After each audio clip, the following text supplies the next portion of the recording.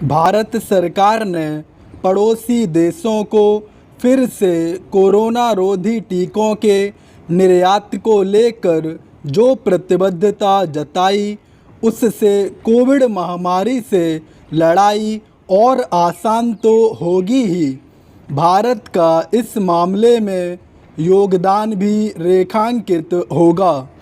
भारत ने टीकों का फिर से निर्यात शुरू करने के संकेत देकर यह भी स्पष्ट किया है कि वह वैश्विक महामारी कोविड से लड़ने के प्रति वचनबद्ध है।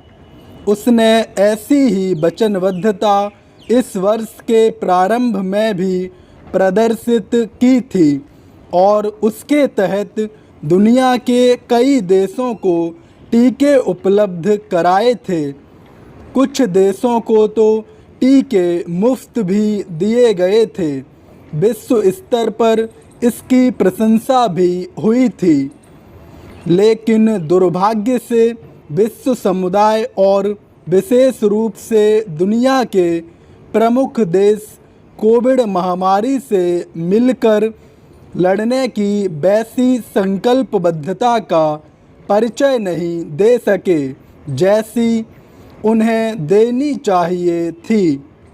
आखिर यह एक तथ्य है कि अमेरिका सरीखे देशों ने दुनिया को टीके उपलब्ध कराने के बजाय उनकी जमाखोरी करना बेहतर समझा। टीकों के मामले में न केवल संकीर्ण राजनीति की जा रही है, बल्कि दूसरे देशों के नागरिकों के आवागमन में अनावश्यक बाधाएं भी खड़ी की जा रही हैं। इसका ताज़ा उदाहरण है ब्रिटेन सरकार का यह फैसला कि भारत में कोविशील्ड टीका लेने वालों को टीका नहीं लगा हुआ माना जाएगा। यह फैसला इसलिए विचित्र और हास्यास्पद है क्योंकि कोविशील्ड ब्रिटेन में ही तैयार किया गया है और भारत में उसका उत्पादन सीरम इंस्टीट्यूट ऑफ इंडिया की ओर से किया जा रहा है। ब्रिटेन में इसी टीके को एस्ट्राजेनेका नाम से जाना जाता है। किसी के लिए समझना कठिन है कि अलग अलग नाम वाले एक ही टीके के मामले में दोहरा मानदंड क्यों अपनाया जा रहा है। इस पर हैरानी नहीं कि ब्रिटेन ने इस फैसले को एक तरह से नस्लवाद के रूप में देखा जा रहा है। ब्रिटेन जैसे रवैया कुछ अन्य देशों ने भी अपना रखा है। ऐसे देश दूसरे देशों के टीकों को मान्यता देने में आनाकानी कर रहे हैं, जब कोशिश इसकी होनी चाहिए कि कोई भी कोविड रोधी टीका लेने वालों के लिए आवागमन सुगम बनाया जाए। तब इसके ठीक विपरीत काम किया जा रहा है।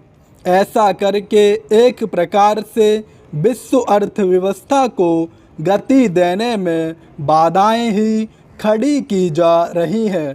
कोरोना रोधी टीकों के मामले में विभिन्न देशों की ओर से अपनाए गए दोहरे रवैये के खिलाफ विश्व स्वास्थ्य संगठन को सक्रिय होना चाहिए था, लेकिन कोई नहीं जानता कि वह अपेक्षित भूमिका का निर्वाह क्यों नहीं कर पा रहा है।